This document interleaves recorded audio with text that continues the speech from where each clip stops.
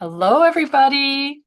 It's that time again for Career Alchemy live broadcast. I am your host, Lori Swanson, the CEO of Inspire Tech and the founder of Career Alchemy Academy, a membership community for women in technology who are looking for um recreation of their careers in a way that feels fully aligned with who they are today, who they are becoming in a container of support and connections and ideas and I don't know, just magic.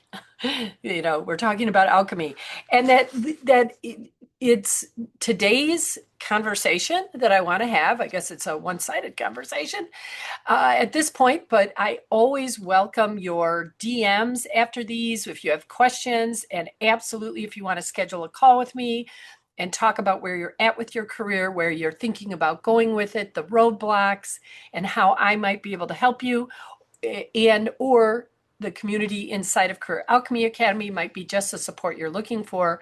So please message me on whatever channel, if you're on YouTube or LinkedIn or Facebook, Instagram, just message me and I'll send you a link to schedule a call. But talking about alchemy, mentioning alchemy, that's what I want to talk about today. It's the alchemical process of career heartbreak. So it what made me think of this particular topic was, for some reason, I thought about, I was thinking about alchemy and I was thinking about the process of alchemy and how it's not all, rainbows and butterflies.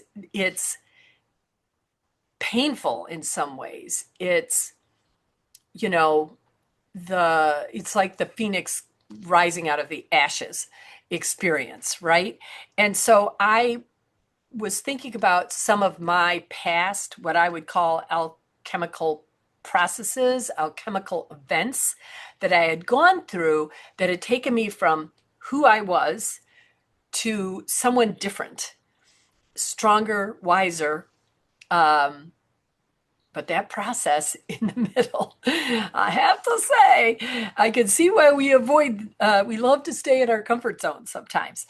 So what had occurred, and I have talked about this, I believe, before, but in a different perspective. So there was a point where I was dating a guy, we'd been dating for a while, and all of a sudden, we had worked together and he didn't show up for work, which was weird. And then he wasn't like, returning my calls. I went over to his place and he wasn't there. I finally talked to his sister and she's like, "Oh my gosh, didn't he tell you he moved in with our other sister who lived 3 hours away?" And I'm like, "What? This is, like we spent a lot of time together. We really seemed, we were very open about our affection, right? And we liked each other and we had fun together. And I was really, um, it made zero sense to me. I just did not understand it. And so I, reached out, called his sister's house, and eventually talked to him. And it was brief. He was not uh, forthcoming. He couldn't even give me an explanation about what was going on for him. Of course, I was like, did I do something? Are you just not that into me anymore? And he's like, no, it's not that. He goes, I just need space. I need a pause. And I'm thinking to myself, self? Uh, I don't get this pause thing. Like it wasn't something we'd mutually discussed and agreed upon. So I was not there. And so I actually, I just went, I am in sales. I went after it, right? I was sending him notes, calling. I eventually actually drove down and just showed up at his place and, had another conversation and it wasn't, I was there, I spent the night there. It wasn't, there was, at the end of it all, there was no resolution. We we were just not on the same page. And I left there, and as I'm driving home, I'm thinking to myself, this isn't a pause. It's not something temporary. Like, it's done, you know? And on his part. And then there were some other circumstances that eventually it was done on my part as well. But I recognized that I was really I mean, I didn't call it that at this point, obviously, but in hindsight, that I was in the alchemy of change, that I was in a process that felt horrible. But eventually, on the other side, when we get to the other side of an alchemical process, an event, a transformation, it became one of the best things that ever happened to me. And uh, I would, if I were a betting person, and I am, I would say that most people would agree that even though they didn't choose something, even though it sucked in the middle, um, ultimately, the transformation that occurred, um, and especially related to career, made them, uh, stronger, wiser, right? Because alchemy, by its nature, as I mentioned, is like a phoenix. That story of the phoenix rising out of the ashes, right? Where something's been destroyed and something new emerges. And that's really, again, in hindsight, at the time, not so much, but in hindsight, something new, better, stronger did emerge. Me, a new me, and what's left behind was what was no longer needed, what I no longer needed. In my case, like, um, the dross. That's, when you think about alchemy, it's the dross. It's what is no longer needed. And I've seen the same thing happen in people's careers as a recruiter, owning my own recruiting firm and talking to many, many, many people who come to me because they've been laid off, fired, had a big announcement that the company's relocating, or there's been this huge leadership change, their team is changing, their role is changing, completely blindsides them. Um, though I would argue there probably were some signs, and there probably were in the relationship as well, but I'll get there. Um, because that's one of the things that we can do to make this process, to have the benefits of an alchemical process without all of the pain and the angst and all of that. So in any case, people are coming to me, and um, they're feeling the same way I did by what was happening in their organizations or to their careers. As far as they just never saw it coming, they felt blindsided, betrayed, confused, heartbroken, right? In some cases, so no surprise that, like me, their first response was not, "Oh, this is wonderful news. Thank you," right? I can't wait to see what's next. It just doesn't happen like that often. So what happens instead is they're fighting for the dross. They're fighting for what was, like I did with this relationship. They're holding on tighter. They're resisting. They're sending the emails. They're talking to all the former colleagues, trying to get, so what's happening inside the organization? What's happening over there? Or if they're still employed, they're trying to still get into, like, who's doing what, and how does this impact me, and how can I, position myself. So they're creating positioning statements so that the leadership will either keep them, promote them, rehire them. They are, anyone in their organization that'll go out for coffee, they'll spend their time and energy doing that. But you can feel it's all from a place of fear, right? Of self-protection, I guess, but really resistance to change. And they'll turn that fear, that doubt, the resistance, the anger inward, replaying what they should have done, what they shouldn't have done. Self beat up, you know, uh, becomes shooting on themselves, all of those things they're doing more often. And it's just can be a really awful time when you're at between the the inciting alchemical incident and the emerging of you through a transformation, stronger, wiser, um, more confident, all those things. So does any of this resonate? Wave your virtual hand, wave your real hand if it resonates with you. Because when you're in the alchemical process of destruction, and I mean, like I use that word purposefully because it feels like everything is falling apart. It's brutal, right? No mantra, and I'm all about the mantras, but um, pep talks, can really make this easier. You have to go through the fire. You just have to. And the less you resist it and the more you accept it and the more that you, um, choose to let go of the dross easily and learn from the process, um, the better. Because but often the transformation. You might even like consciously be like, oh, a transformation is occurring here, but that doesn't mean it feels any better, right? Doesn't make it. Um, the destruction is going to be painful.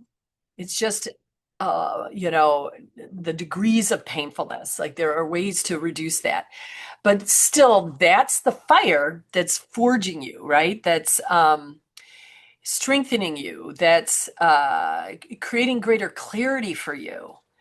um, and in my case, in the relationship, that was the catalyst for me. That was the inciting incident.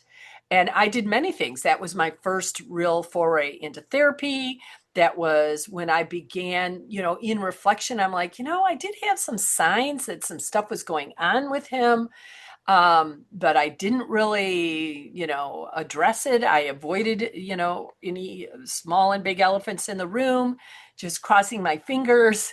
And I've heard this, if you've ever been part of a layoff that you felt took you by surprise, in hindsight, almost everyone will be like, well, I did know, I knew that there was conversations happening. I knew that some people had been talking about an acquisition. Um, I saw the economy, taking a downturn, all of those things. So, but we ignore them. We just hope nothing happens. And that's really what creates even more pain during the alchemy process. So, but I stopped. I think a really key one is I stopped fighting for the wrong things, right? Um, for the things that no longer would serve me. I really, began to tune into my inner wisdom, and trust it, but also gaining the more clarity on what did I really want out of a relationship. What were my kind of, you know, uh, boundaries and expectations, like these things started to be formed in that juicy center of everything um, burning away that was no longer useful for me. And, really tuning into not only the inner wisdom, but the outer signs that were happening. And so I became, like I said, stronger and wiser, more grounded, more clear about what I would and wouldn't accept. And that is the real gift of this process, is that kind of purifies. I mean, it just gets rid of what's no longer needed. I mean, even when I think about dross, um, that dross may have actually been something that was very useful for a period of time. And then you keep holding on to it and continuing to think that that is, maybe what got you to a place in your career. So it's going to keep working for you. And then you're ignoring the fact that it isn't getting the same results. It isn't feeling fun for you anymore. It isn't, it isn't uh, needed like it used to be. that it's taking up space, but you're ignoring all of that. And it requires then this alchemical process to burn it away, to like no longer give you the choice to hang on to it, to give you nothing to hang on. It's too hot to handle, right? It's just burning away. And so if you are standing in kind of the alchemical fire of your career, I've got some ideas for you.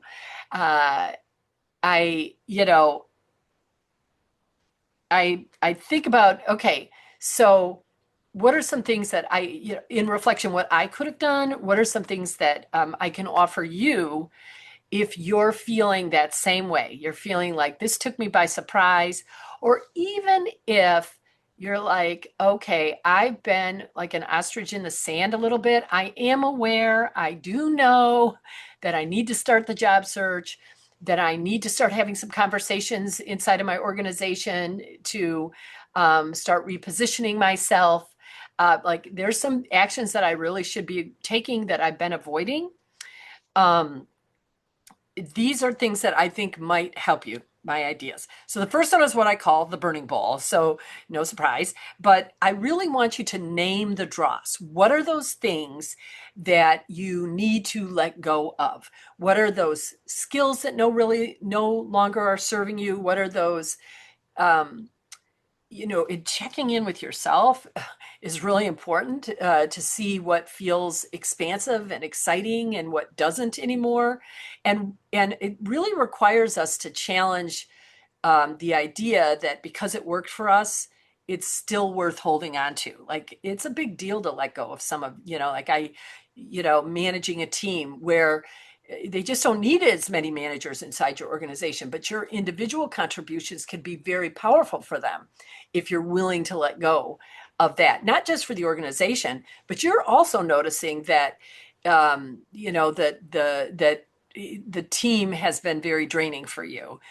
Yet you think that that's kind of it's nice to say you're managing a global team or something and that external validation, but ultimately that could be dross, right? That could be something to let go. So you want to name it, and then you want to let it go. So I suggest just writing down the dross on a sheet of paper, all those beliefs, those habits, those attachments that you want to release, um, and including the self-blame, the self-doubt, um, all of that, just, the I'm not enough, so if you have some terms like that you've been saying to yourself, just write it on this paper, and then we're going to safely burn the paper outside in your fire pit. And here in Chicago, it's a perfect time for a fire pit.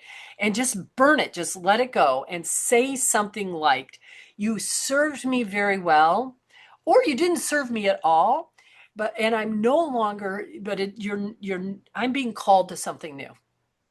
So thank you for that which has served me. Thank you for that which has protected me. Um, and but I'm being called somewhere new. And this, by the lighting the fire of this, you're releasing it and you're allowing for that something new to come forward. The second thing to do is what I call the clarity list. So the burning bowl, then the clarity list. So this is, on one side, again, paper exercise. On one side, I want you to list all the things that you're done with. Micromanagement, scarcity thinking, overworking, uh, a certain type of industry, perhaps, just stuff you're done with, either, from your past experiences in your career, from your current experiences, just anything that just doesn't resonate, that just hasn't felt good. And you're just done with it. And then on the other side, what are you ready for? More freedom, more creativity, more fun is, one of mine, more responsibility, more team, more, visibility, like whatever it is. But write that down on the other side of the paper, and feel the energy shifts from that which you are, done with, and that which you are ready for. And just notice again, because I'm always talking about this we work so hard at trying to figure things out when in fact that our body and what I call the divine line of expanded divine support that is available to us if we just relax and we start to feel what expands us and what feels more joyful and what feels more fun, and then following that and letting the rest of it go, right? So you're done with this and now you're ready for that, tuning into this list of possibilities, and then just there's nothing else you need to do when with this clarity exercise. There's just nothing else you need to do with this list other than you can put it in an envelope, you can mail it to yourself, you can write on, put it away somewhere and open it up in 3 months, whatever you want to do with it. But it isn't like necessarily creating more to-dos for yourself. It's more of an expression of who you are becoming, this transformation that's happening that's going to open up things that open you up, right? It's going to open up these possibilities. And then you're just going to trust and allow, right? And then the third one is what I call the spirit check-in, right? So that's, it's really everything we're doing, from burning stuff away to, you know, literally writing down everything we're done with and creating things we're ready for, and then trusting and allowing that to start to unfold. And then that spirit check-in, that's where we literally make time to ask for support, to get the guidance. I have a prayer that I say. I've said it here on LinkedIn Live, and I say it a lot.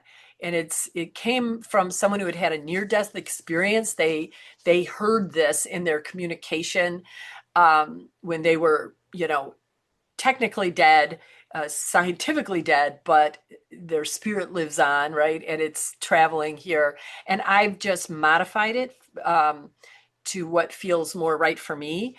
And it's essentially that we're always loved, that we're safe and held, that we're guided and supported, and that we're never, never, never alone.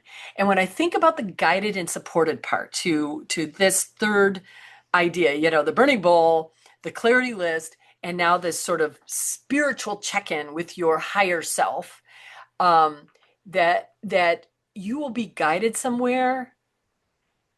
That list that we just were talking about, where you were saying what you're ready for, let's just trust that you're being guided there, that guidance has said, this is what you're ready for. And then the other part of that sentence is that what you're guided towards, you will have the support, the resources, the connections, to fulfill it, right? And that you're never, never, never alone. So spiritual check-in, number 3, idea number 3 is just to sit quietly, place your hand in sort of that solar plexus region, or, this core or heart center, and listen not only for words that might rise up, but for any subtle peace or warmth or quiet knowing. And let that be the breadcrumb that you follow, the guidance that you need, and then trusting and allowing the guidance to come in, and then trusting and allowing for the support to make it happen. Nothing is out of bounds. Nothing is out of bounds. No matter where you start, nothing is out of bounds. So if you're standing in that fire, let me tell you, you don't have to walk through it alone. You reach out to me, like I said at the top of this, DM me. I don't know, do they call it direct messaging in all the platforms? I don't know. Email me, message me, go out to my website and send me a message, whatever it is, and we will schedule a call and we'll talk a little bit more about where you're at and what might be what you can imagine might be on the other side of the in between the alchemical um, burning away of the dross, and then we will create those the what you're ready for list, and then we're going to make it happen, and we'll do that together. So let's chitty chat, let's talk, and remember that the burning away is allowing for what's ready to be born, what's ready to emerge. And the alchemy of career heartbreak, of love relationship heartbreak, whatever it is, always leaves you stronger, clearer, more aligned with your true self, your true nature. The part of the reason that forest fires happen, and let's just talk about naturally occurring forest fires, that aren't necessarily due to global warming, but you know what I'm talking about. But they're meant to happen so that they can get rid of too much growth, and can allow for new growth to occur and allow for seeding to happen and things like that. And so it's the same sort of idea, is that we want to let go, stop resisting, um, stop staying in our comfort zone uh, of what is no longer useful to us. We want to burn it all away. We want to rise out of the ashes, transformed, lighter, wiser, and ready for what's next. So let's do it all together. And I was just talking with someone about this. When we do this, when you feel more engaged with your work, when you feel more aligned with your true nature, when you're experiencing this expansive um, energy, and you are really leaning into trusting life unconditionally, knowing you're always safe and held, knowing that you're guided, like you're receiving this guidance inside, outside, and with the guidance is always support to move you forward. Then and that you're of course never alone in it. When you really do that, the energy you're putting out in the world is the most important part of all of this. That you are just one single individual human being is capable of creating an energy, a ripple of expansive, positive, calm, centered, joyful energy that cannot help but change your circumstances, but the circumstances for those closest to you, and the circumstances for those further out, because it ripples and ripples and engages and changes and transforms all of us, and we all rise out of that, rise out of the fire, becoming stronger and more beautiful, wiser and more clear, and more ourselves. So that's it for today. Peace everywhere, peace. And I look forward to talking with you. If the time is right, I am here. And that's that. That is that.